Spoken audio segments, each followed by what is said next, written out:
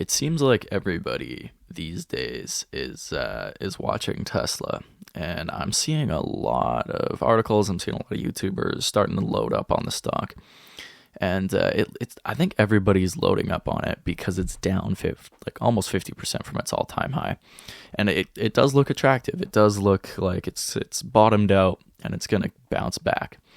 And I mean, you got to give credit where credit's due. This stock has great debt to equity. I mean, Tesla's debt to equity, I think, is yes, it is 0.074, which is great. They have really good revenue and net income growth and EPS growth as well to follow. The problem with this stock is not the fundamentals. The fundamentals are there, and the growth is certainly there. But the problem is the valuation, okay? Their PE ratio right now is 40. And the S&P 500's PE ratio, Tesla's PE ratio is actually 59 at the current price. And the S&P 500's, for reference, is 23.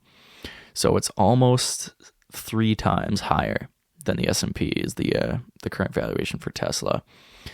And that's a problem because if we're looking at their projected EPS and we want to factor in how many years of growth are in this current valuation, I've done the calculations, and it turns out that at this price point of 175.66, if we take the S&P 500 PE ratio and we use that as a fair valuation, we use the S&P 500 as a market proxy, that means Tesla would need an EPS of 743. Okay, and right now their TTM EPS is 2.61.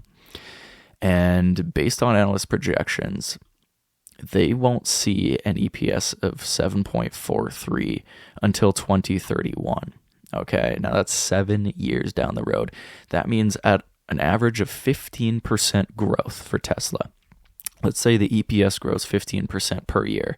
It's going to take 7 years before, and at this current share price, it's going to take 7 years before this reaches the S&P 500 kind of valuation. And if we change that to their revenue growth has been crazy. It's averaged 42% per annum for the past 4 years. If we change our growth rate to 42%, it takes Tesla 4 years to reach that 7.43 figure. So a little bit better. But that's the best case scenario. That's a 42% increase in revenue. And we're also assuming that that's going to translate directly to EPS, which I don't think it will. But let's say we're somewhere in the middle at a 25% growth rate. Let's say Tesla can grow their EPS by that 25% per annum.